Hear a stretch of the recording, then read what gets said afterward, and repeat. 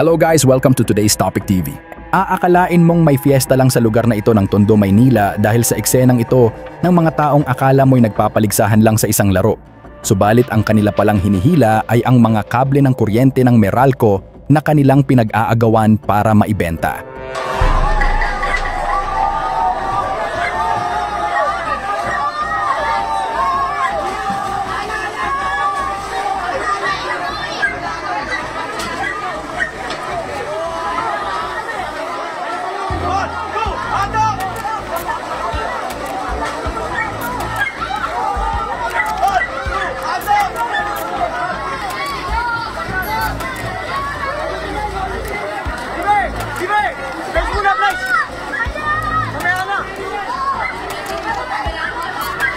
Maya-maya pa ay biglang nagpulasan ang mga ito. Dumating na pala ang mga otoridad para sawayin at hulihin sila.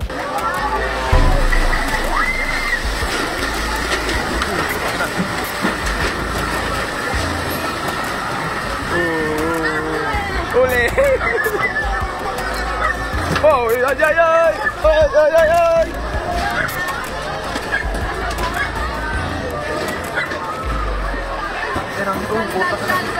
Isa nyo! Isa nyo, sir! Isa nyo na, sir! Isa nyo, sir! Isa nyo, sir!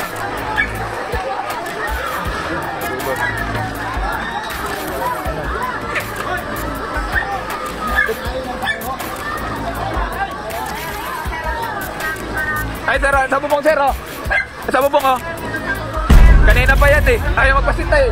Ayaw magpasita! Mga di pa na dami, hindi na pinagkukuha. Ay, Bon! Yung iba, hindi taga dito, eh.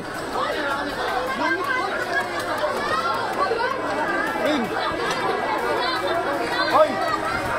Pangina nyo! Ay, namihila po.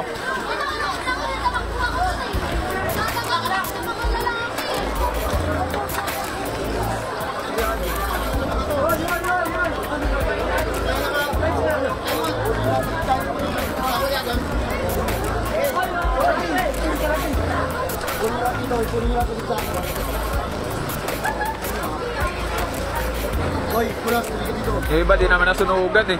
Kuha na kuha. Yung mga sunugan na nasa barangay.